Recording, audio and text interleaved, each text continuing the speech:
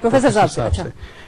हाँ, मेरा क्वेश्चन है कि जैसे आप कहते हो कि मोदी जी की जो है वो सोचते हैं कि एक मौका और मिलेगा, मतलब अडवाणी जी बोलते हैं।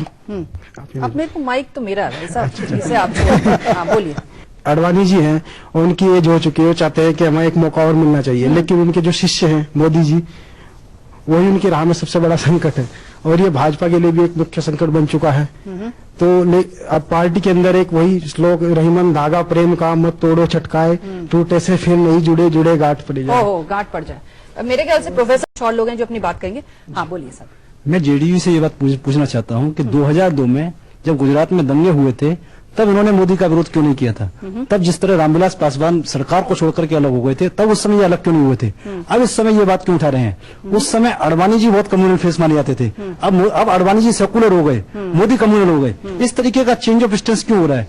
मुझे लगता है कि ये इस बीजेपी की अंदरूनी लड़ाई में हिस्सेदार बन गए हैं, ये अडवाणी की साइड लेना चाहते हैं। जनता पार्टी में प्रमुख नेतृत्व का अभाव है और इनमें कोई निश्चितता ही नहीं है कि अग्रिम प्रधानमंत्री वरीयता के आधार पर अडवाणी नहीं हो सकते।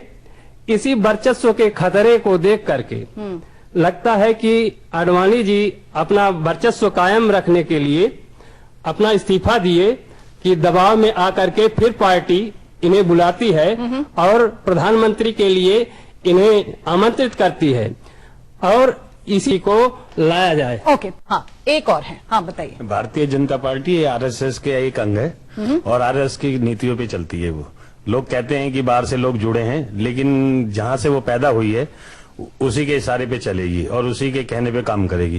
ये एक हिंदुत्व का जो एजेंडा आ जाता है वो इन्होंने पहले उठाया और उसमें ये नाकामयाब हुए, जिससे इनको हार का मुंह देखना पड़ा।